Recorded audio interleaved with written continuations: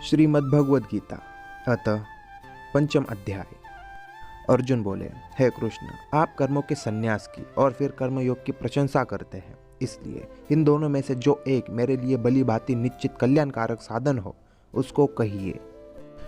श्री भगवान बोले, कर्म संन्यास और कर्मयोग ये दोनों ही परम कल्याण के करने वाले हैं, परंतु उन दोनों में भी कर्म संन्यास से कर्मयोग साधन में सुगम होने से श्रेष्ठ है।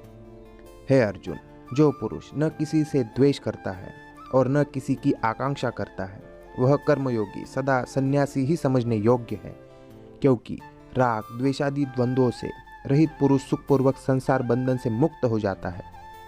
उपर्युक्त संन्यास और कर्मयोग को मूर्ख लोग पृथक पृथक फल देने वाला कहते हैं, न कि पंडित जन, क्योंकि दोनों में से एक में भी सम्यक प्रकार से स्थित पुरुष दोनों के फल रूप परमात्मा को प्राप्त होता है।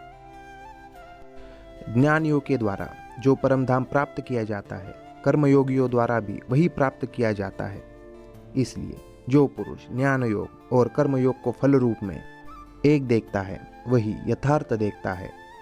परंतु हे अर्जुन, कर्मयोग के बिना संन्यास अर्थात मन, इंद्रिय और शरीर द्वारा होने वाले संपूर्ण कर्मों में कर्तापन का त्याग प्राप्त होना कठिन है, और भगवत स्वरूप को मनन करने वाला कर्मयोगी परब्रह्म परमात्मा को शीघ्र ही प्राप्त हो जाता है।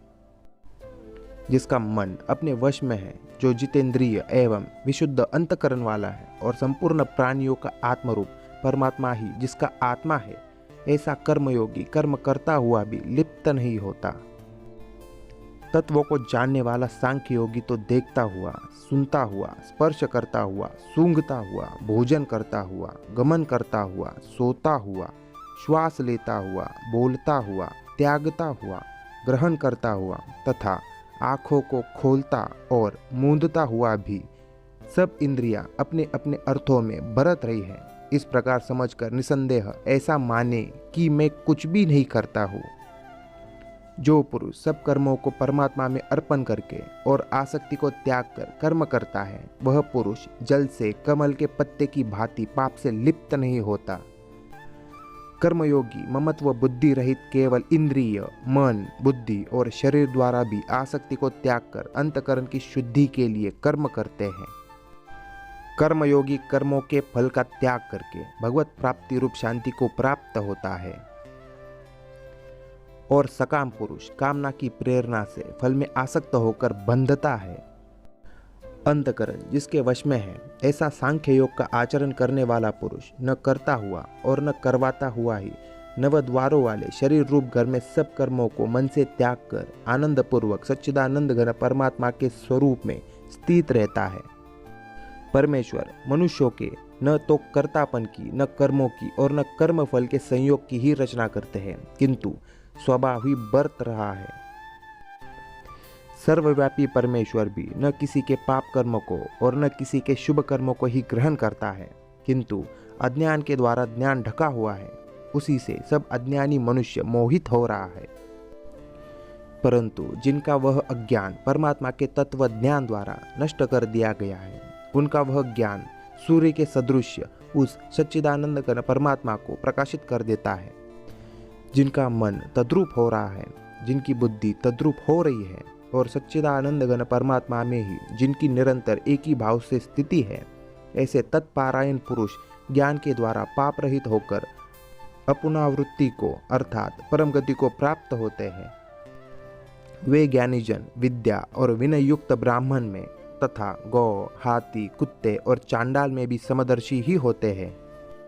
जिनका मन समभाव में स्थित है, उनके द्वारा इस जीवित अवस्था में ही संपूर्ण संसार जीत लिया गया है, क्योंकि सच्चिदानंद घन परमात्मा निर्दोष और सम है।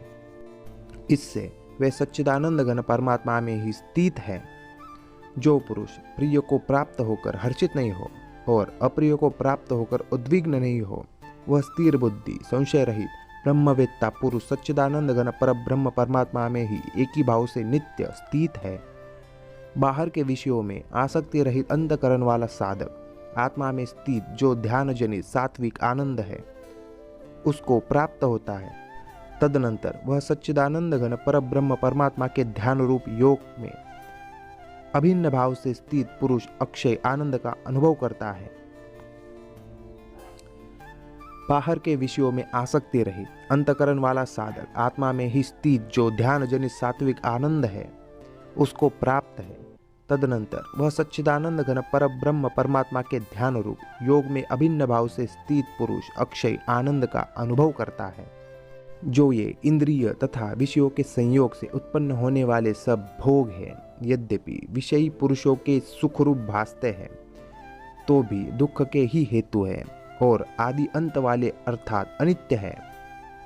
इसलिए हे अर्जुन, बुद्धिमान विवेकी पुरुष उनमें नहीं रमता।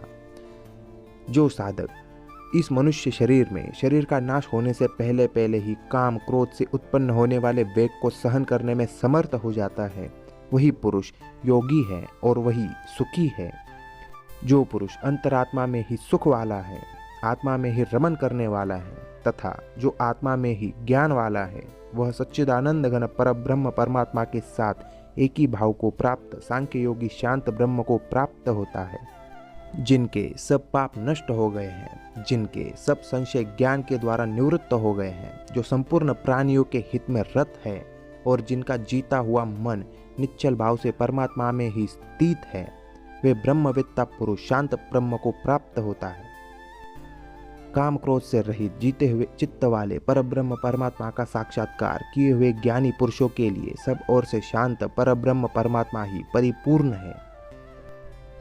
बाहर के विषय भोगों को न चिंतन करता हुआ बाहर ही निकालकर और नेत्रों की दृष्टि को भ्रुकुटी के बीच में स्थित करके तथा नासिका में विचरने वाले प्राण और अपान वायु को सम करके जिनकी इंद्रियां, मन और बुद्धि जीती हुई है, ऐसा जो मोक्ष पारायण मुनि इच्छा, भय और क्रोध से रहित हो गया है, वह सदा ही मुक्त ही है। मेरा भक्त मुझको सब यज्ञ और तपों का भोगने वाला, संपूर्ण लोकों के ईश्वरों का भी ईश्वर तथा संपूर्ण भूत प्राणियों का सहृद अर्थात स्वार्थ रहित दयालु और प्रेमी ऐसा तत्व से जानकर शांति को प्राप्त होता है।